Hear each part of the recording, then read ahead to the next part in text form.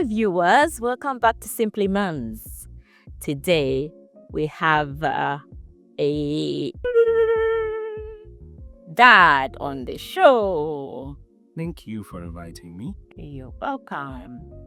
And he's no other than my very own my very own husband. His name is Robert. Yeah. Nice to be on Simply Mums. Yeah. Yeah. Thank you for hosting me. Mr. Robert Semakula, the one and only. So today we're gonna share about our experience of maternity leave and paternity leave. So we've just currently had a baby, as some of you might know. Yeah. So we're just gonna be asking him questions about, that experience and how it went. So how was your experience of paternity leave? Yeah, is this your first experience, or how was it? How did you find it? To be honest, I've never had paternity leave. Mm-hmm. This was my first, and hopefully not my last. Really? The most. Initially, I was thinking about the 2 weeks because I think in most corporate environments, they give you 2 weeks. Is that like globally, or talking about the UK? Well, I used to work in Uganda and I knew that paternity leave is only 2 weeks. And when I came over to the UK, they also explained to me that paternity leave is 2 weeks. 2 weeks. Yeah. But then, through different research that my wife, did, and a little bit of my research that I did, I got to understand that there are other options that you can take. You can choose to do the 2 weeks, or you can share with your wife, and she doesn't have to take all her maternity leave, but then the two of you can share it. It's called shared parental leave. Shared parental leave, yeah. And to me, when I was looking at it, I think it depends more on if your wife has had a natural delivery, it would be very convenient for you to share. If it's not been natural, the stakes are a little bit higher. So it was an experience that I was looking forward to, especially to be there at the birth of your child. It's very, very important, very good. It's an amazing experience. Well, scary, but an amazing experience. I would say. What was your experience? Well, in that moment, when the child is being born or through the labor period, you don't want to see your loved one going through pain. Mm-hmm. To me, that was the most challenging thing. Like seeing my wife going through the labor pains, and it goes deep to the heart because you're always thinking, this is me. I caused this. I made this thing to happen. Culprit. And look how she's going through all this trouble. And then when they keep prolonging and they say, oh, you're not yet ready. In your mind, you're thinking, how long are we going to be? I think that's why some people quickly make decisions like, let's do cesarean quickly or do the epidural. Because me and you, we had a discussion that you're not going to go that route. I had to stick with what we agreed upon. But at the same time, you feel the pain. Me, I almost diverted. From what we decided. I was almost, I remember. No, I just can't take this anymore. Let's do cesarean, maybe. And he kept reminding me, it's okay, it will be fine. He's praying for me and encouraging me throughout the whole journey. So that was really helpful. When I was getting ready, I used to watch some videos of two parents in the hospital when the delivery is happening. I saw some men passing out. That made you mentally prepared for what I was God. very, very prepared. I was 100% prepared. So I'd already told my heart, we are going to go through this experience. And no matter what comes, we will reach towards the end. So I was mentally prepared.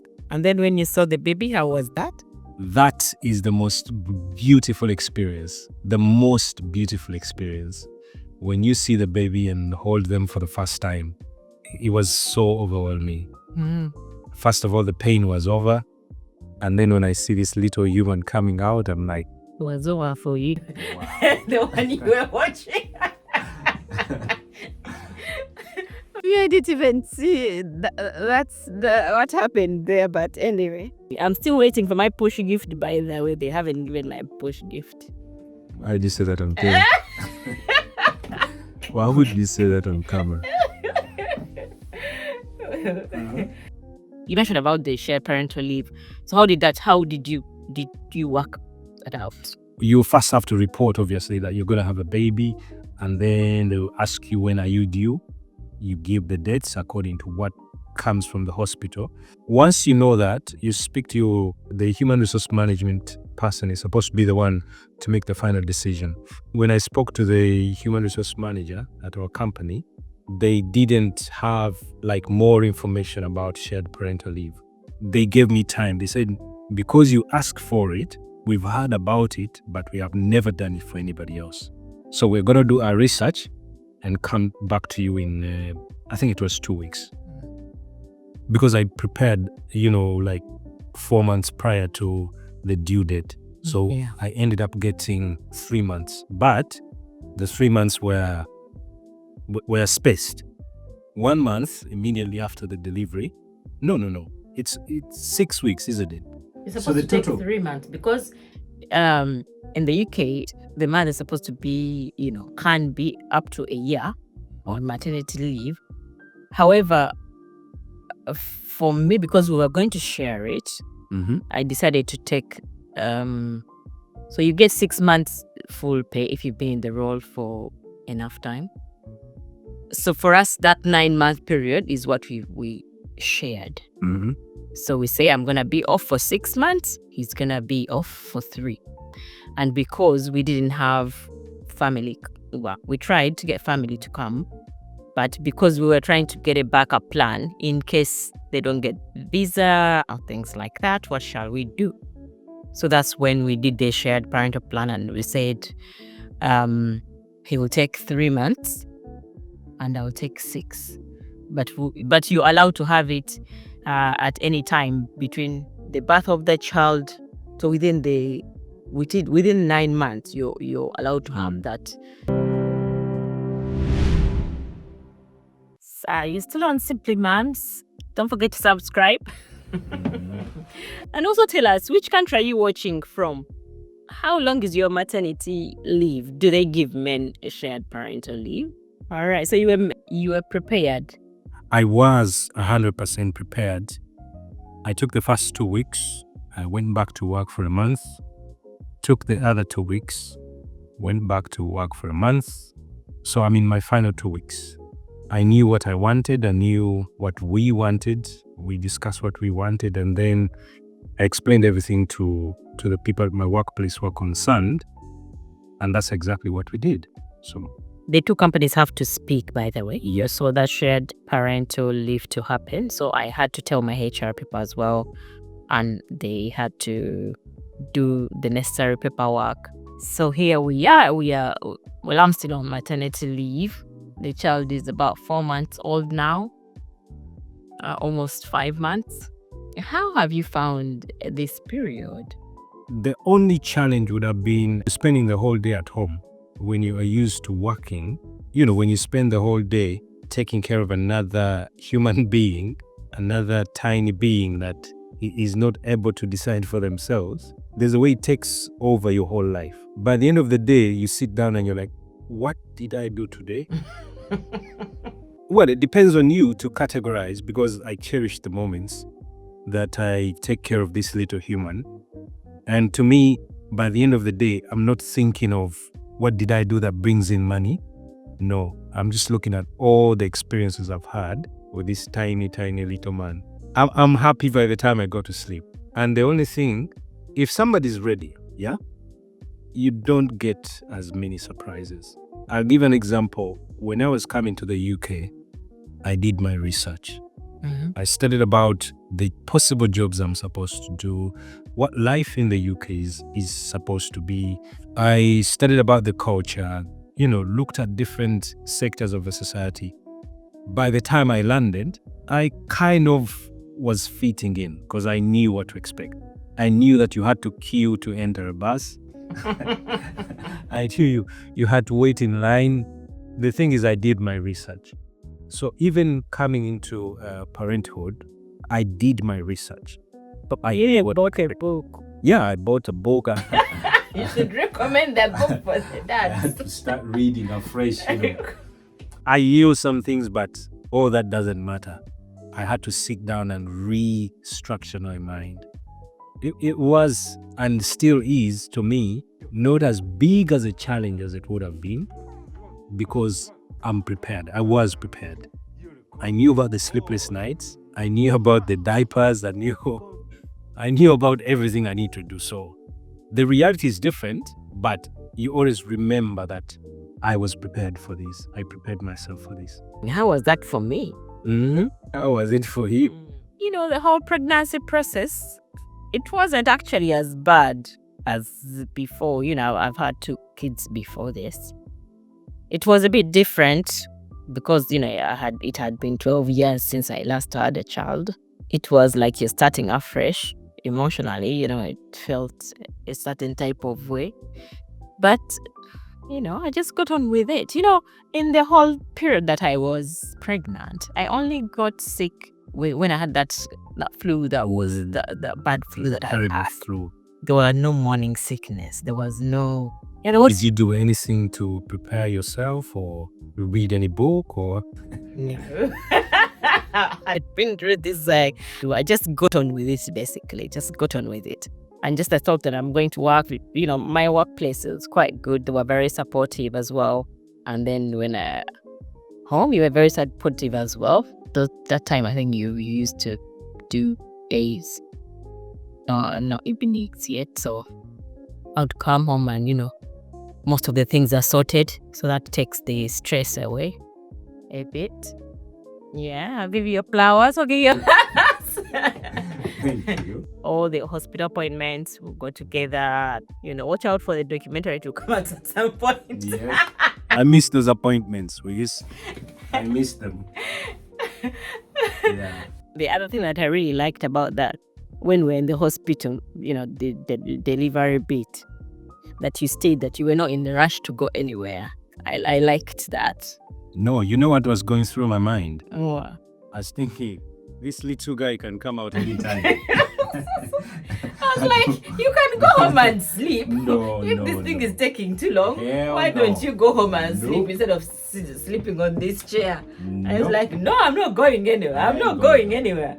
Because the thing is, if I left you alone and the baby came without me, So you would have missed I don't know if I would forgive myself for that, really. But no, I wanted to make sure, because I've ever fasted for 3 days. So if it requires me not to eat for 3 days, it will be okay. Absolutely okay. As long as the job is done, we have to be there until the job is done. And when we came back home, we had a friend who was very supportive. Yeah. She helped out with the young ones, well, the older ones. Mm. It was a unique experience in its own way. And the baby showers, the gender reveal, and the whole process, you know, that was good. Shout out to my friends who did the preparations for the reveal and the baby. the baby shower. Yeah, so that whole process, I was actually very anxious about the fact that we didn't have someone. With the last 2, I always had like my mom or my mother-in-law come. Do you regret not having someone come over? When you look back through the whole process, do you? No, it was mostly anxiety because of the unknown, you know, like if you've not gone through a certain experience and you think, how is it going to be? How is it going to be? So that stressed me a bit. And also that we're moving house when I was like quite heavily pregnant. So that whole process also, I was like, when is it happening? When is it happening? Like I needed to know so that we can plan and get things ready. So I just, you know, wanted to be prepared. And if anything like went out of plan, I would just like, just throw me off balance. But apart from that, I think everything's opposite. So you asked, do I regret not having son? Not having, yes. I think regret is not the right word. it is a new experience that I had to go through. Okay, let me rephrase it. Yeah. The fact that the person didn't count. Looking back, do you think it was an advantage? Was necessary right now when you look at it, or it is okay? Yeah, I think it's okay. And also because we already had a backup plan of having the shared parental leave. So you had enough time to be at home and help out and look after me. Yeah. And also the fact that the kids are a bit grown up. I think I hadn't factored that in because when I had them, they were young, and I didn't look at them as someone who's going to help me. You know, I didn't look at that at all. Although people used to tell me, "Oh yeah, you have built-in babysitters," but I didn't want to put that on the kids because they're not really babysitters. They are kids themselves. This is not a responsibility. They are an absolute help. Yeah, but actually they are very helpful. They have been very helpful. Absolutely wonderful. They could. Well, thank God that we taught them well. They could They've make done a very a good meal. job. They could do this. They Can't complain really. do chores, and also it was well timed because it was the summer. Yes. So they were home the whole summer, so we were all together. It was quite a good bonding experience, in my opinion. Yeah. Because it gave us time to bond, and it gave them time to bond as well. The whole family unit bonding together. It's good. So do you feel like you've benefited from this paternity leave? 100%. 100%. Because the most important thing that anyone could ever realize, if you've never realized it, is spending time with the people you love. No matter whether you have money or you don't have money, that time is absolutely important. When you see the smiles on people, the more time that I spent, because in the beginning, if you're not used to spending the whole day at home, you may have some challenges, yeah? But as time goes on and you realize the reason why you are staying at home, it makes the whole process so beautiful. So I cherish the moments that I was spending at home. Probably I'll spend more time at home if I could get if I could get a job and I'm supposed to be working from home. I've had this experience happen to me. When you're tired and then you pick up your child and they smile at you, there's a way you feel relieved. I don't know how that happens, but children have a way of, carrying away troubles. I think I was watching somewhere and they were saying because me as a mother, I'll look after the child, I'll breastfeed the child, I'll, care and nurse for them. It brings oxytocin within you, in your body. So they bring happiness to you. So, and for dads, the more time you take caring for your child, there is the happiness, those oxytocin. Whatever it is, it's a good feeling. Yeah. Whatever it is, I love it. They should give you more of it. I just enjoy. Yeah, I would have also enjoyed proper bonding with the child. Yeah. Spending time with them. And because they are breastfeeding on demand, you're just there. I'm used to being, on the go, doing this, doing that. Sitting there with him almost all day and not being able to do other things. At first, it was, messing with my head. But then I joined this Facebook group, where other moms or new moms, postpartum, whatever, and then they're all saying things like, "Oh, don't worry about the dishes." Don't worry about the house, whether it's not clean or whatever. What's more important is that child needs you, even if it means just spending the day cuddling them. Just do that. You're doing a great job. If you just breastfeeding and that's the only thing you've done all day, that's, you're doing a good job. Yeah. And then I had to calm my mind down, calm myself down and, get used to that. And the fact that I think you're also helpful, you do the cooking and bring the food and things like that. Yes, I do the cooking. Do the cleaning. And all those things, it was just beautiful. I know. Yes, I know. So what other things have you been doing? How can new parents use maternity or paternity leave to strengthen their family bonds? I think we've talked about that. What personal growth opportunities do you think this period offers? So during the time when you are at home, paternity leave, maternity leave, not every time is going to be for the child. There's a time when the child is asleep. Even if you want to play with them, you're not going to wake them up. This, I think, is the time for you, because you can't just sit there and do nothing. You can rest.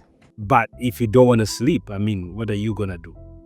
So I believe this is the time when you get to reignite some of the things that you want to do, things that you can do in the house, or maybe clean up a place that's within the house, or you can even go into your career and you start looking at the opportunities that you have. Then you may love your career, but you may not love where you are at the moment. It's the time to think about your priorities after your leave days are over. Do you stay with this job? Do you get a new job? Is your CV up to date? Because you have some time. You can use the time that you have to update your CV. We're not telling you to leave your jobs during maternity leave. You don't have to, but the child brings in new. The child will bring in new perspectives about life. Because, for example, if you're a mother, for example, you're going back after 6 months or after 9 months. So you're thinking, so when I go back, how is it going to be with my child? You know your child up to this moment. And then you're thinking, if my child is going to go and be with somebody else when I'm at work, how is that going to be? How do I navigate this? Will they be a good person? Will they be a not so good person? So you're thinking about all these things, and it gives you perspective. While we've been in the, these leave days, maternal, paternity, I have studied about different people whose careers totally changed after the birth of their child. So it could be you, it could be me.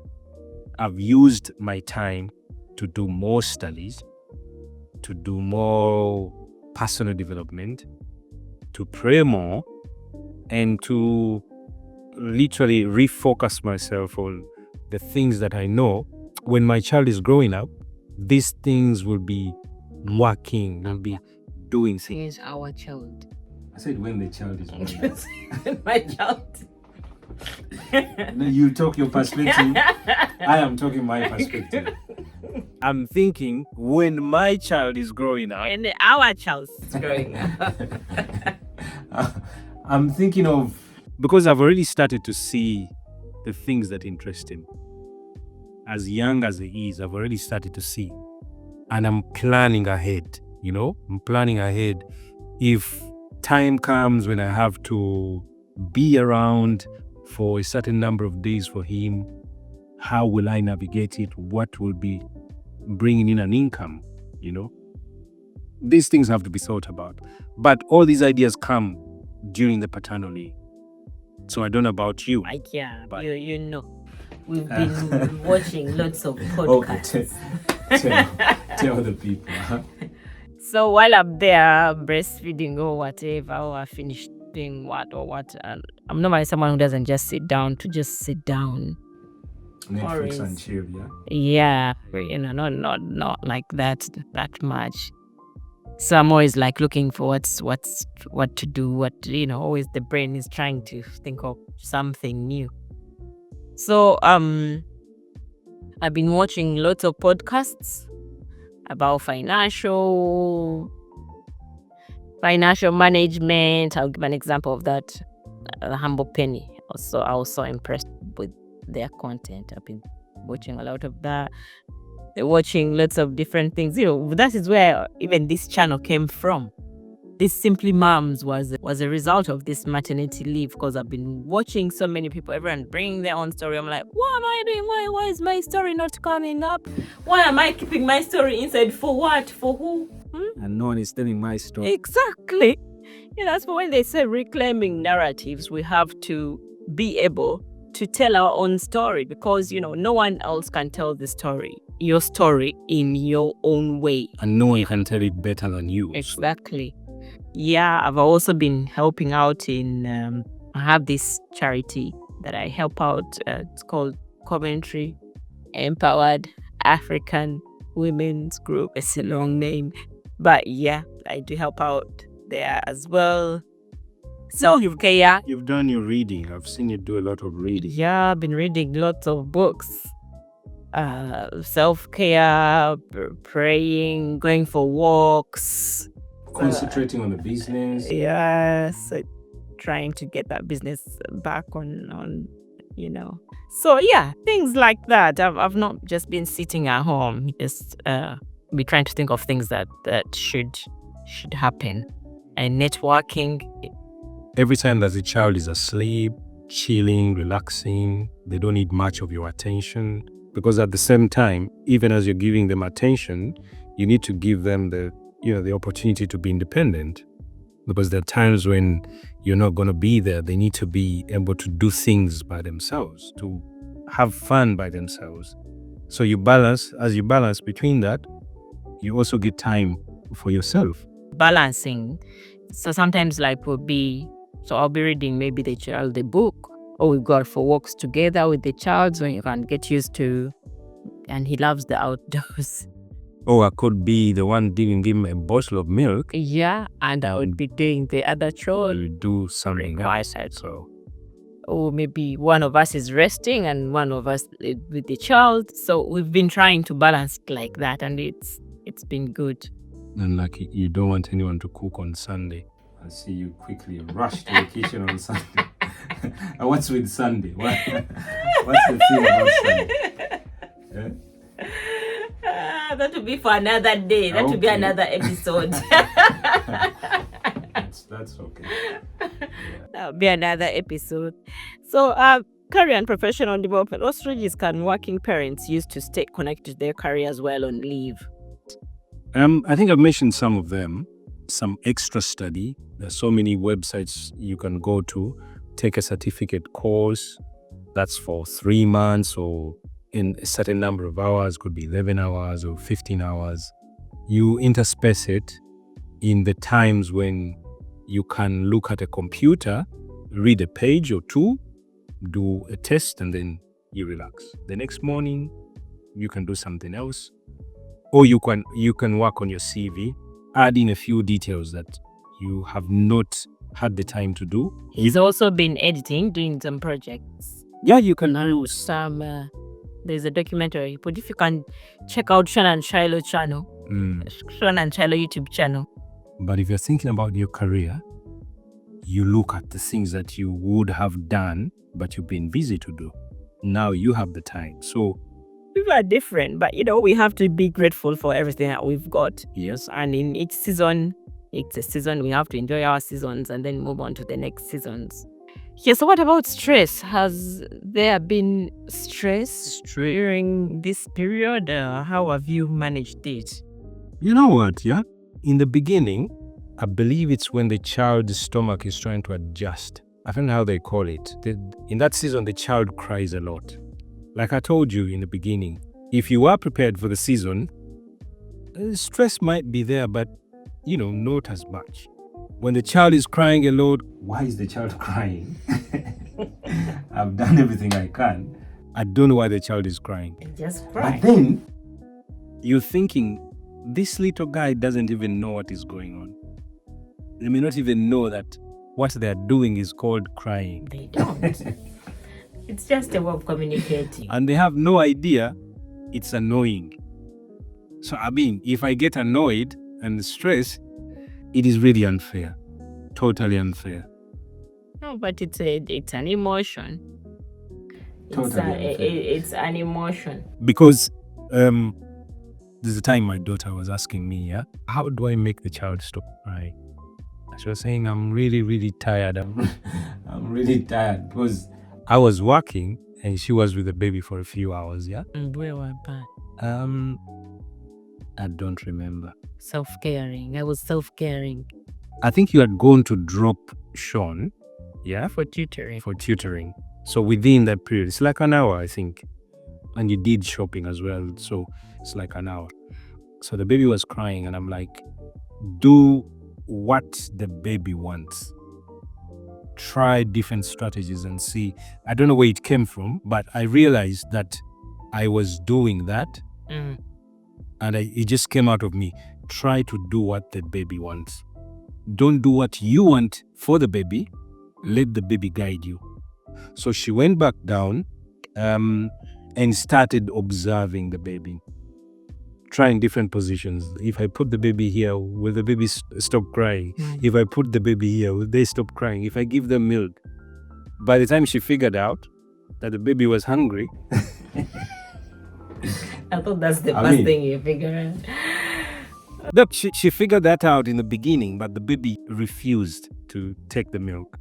Sometimes, He was hungry, but I think he was, I don't know, something. He refused. Kids just cry sometimes, and you just have to figure out what they need. So, and yeah. So the stress could be there, but if you figure out what the child needs, it helps a lot. From my point of view, first of all, you have to come out of your head. So as for us women, you can get postnatal depression or whatever. Some women, you'll be thinking about maybe what you went through when you're giving birth. It could be different types of thoughts.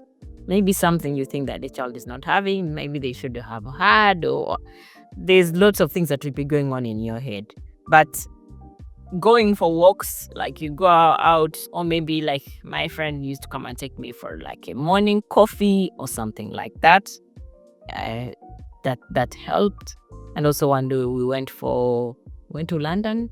Yeah, this time we went to London. Yeah, so that was like the first time we came out of the house. I mean, it was the first time we took him on the train and everything. So at first it's like you have that anxiety. Will he manage blah, blah, blah? Yes, I did have that. I did have that a lot. Yeah, and then I had to like go on research. Blah, blah, blah. He said TikTok doesn't help. TikTok and Facebook. But he was amazing, by the way. Researching. How do you travel with a 1 month old baby? Oh, blah, blah. But the good thing is that they just need breast milk and that's it, or milk. You just walk equipped and have a baby carrier, and then you just carry him. But it's not too bad. And I think as a parent as well, you just need that one experience. Then you can know, oh, it's possible. Yeah. So the next one will be easier. Yeah. That helps, like getting out of the house, going on journeys and things. So that was good. Getting some time away from the baby. Like if you leave the other parent to look after the child and you also take some time out, it helps. And also talking to each other, communication. Yeah. We do talk a lot, sometimes, too much. Exactly, when he's been at home. So we talk all the time, we talk. How can parents prepare for a smooth transition back to work after leave? Smooth transition, I think to us men, it's not, our bodies are not going through what the bodies of the women are going through. For women, remember you left a different person, you're going back a different person. There's a transition. Maybe you're going to tell us the transition. Yeah. For us, it's like I've taken 2 weeks off and then I'm back to work. That's it. Although, of course, your mindset has already shifted. Your mind is thinking, I'm working, but then you're also thinking about the baby, yeah? You're thinking of, how is she coping? How is everyone at home coping? You want to check up on... There's something that has shifted, but not as much as you guys. Yeah, but I think what they're talking about here is when the mother is going back to work. Yes. Because she's like the primary carer. You can tell us. You are the mother. Yeah, so for me, I think, first of all, I have to prepare my mind mentally. We went to the nursery to check out the nursery where he will go. And then sometimes you're there thinking like, the good thing is that sometimes Robert works from home and, some days that will help. So you have to put strategies in place to make sure that by the time you go back to work, things are smooth so that the child doesn't like feel a huge gap when you're gone. So that's why sometimes I'm like, I go like an hour away. Just to prepare. Yeah, I'm starting to prepare him to not be with me 24/7. I have to start contacting work to go back at least one day and see how that will be. Some people I've been watching lots of podcasts, and so many moms have decided not to go back. I'm not saying I'm not going back. And so most people have like started businesses in maternity leave, and they're like, I'm not leaving my child. Yeah, so it's different. You have to see what your situation is like and do what is good for your family. You have to make sacrifices at the end of the day. I've chased a job which was giving me more money, and the job came during the time when I was preparing to go to the hospital. They're preparing for the delivery of the baby. The process that they wanted me to go and train, and then they wanted me there from 7 in the morning up to around 5 every single day. I'm like, it was not going to fit into the family in the plans. I'm like, we've already traveled the journey. I can't back down now. I can't walk away. It's disrupting everything you prepared. Yeah, so it's always, trying to see what's best for your family. Exactly, yeah. Yeah, of course, you have to start working out. Mm-hmm. I do get up in the morning and do some meditation, praying, exercise. When wake up with the older kids who wake up around 6 o'clock, trying to do that, it also helps me that by the time when I go back to work, I'm not like starting afresh because like the sleep patterns have been disrupted. So that helps me with that as well. So I'm trying to tell myself that by the time I go back to work, I should also be able to just get up and just get on with it. It depends on what your work situation is like. Are you going back part-time, full-time? You have to talk to your manager and agree. If you got childcare, what childcare options do you have? If you have relatives, talk to them so you can organize how that's going to be like. In conclusion, I think we should start concluding. What do you think you would have done differently? Nothing. Nothing? There's nothing I would have done differently. If we were allowed more time, spend with the baby, I would love to spend the same amount of time as the mothers, 6 months with the baby. Then you can move to Norway. I think in Norway they have a longer period. Yeah, for the next baby.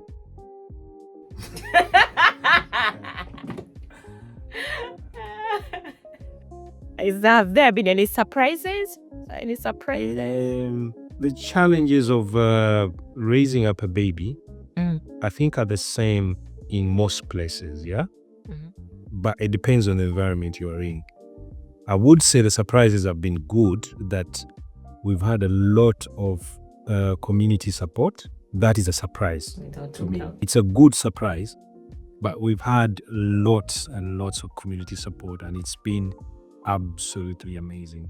They say sometimes when you don't have something, God finds a way to give you another thing. For me, I'd actually want to give a shout out to my friends and family, because some of these people are now your family because you live here with them. 100%. You go through everything with them. We have a very good support network in terms of our friends and our community. From the friends from church, we have a group called Faith and Fitness. I'm so grateful for that group of ladies. Those women are very, very, very, I don't know how to say, we are locked in. We are locked in. And then also our Ugandan community. Yeah. We have a Ugandan community, and then also, so we're being in different community groups, I think helps. And also if you're bringing value to the community. Yeah, you get what you give out. If you're new to the UK, you're a new mother, or you're just moved into the UK, whatever city you're in, please find yourself a community group. You need it. Yeah, find yourself a group of women, a group of men, people that you can communicate with, a group of people that you can help each other out. That's it. Paternity leave. How have you used your paternity leave? How have you used your maternity leave? If you have you want to give us your experience, share in the comment section. That's all for now. If you have any questions for us, please put them in the comment section. Do you want us to talk about another topic together, or is there something else that you want us to discuss that you're interested in? Let us know. Thank you so much. Until next time. Till next time, Simply Moms is where you need to be. Bye-bye.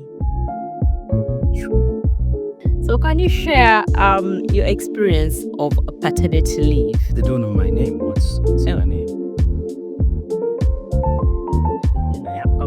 What is my name? Okay.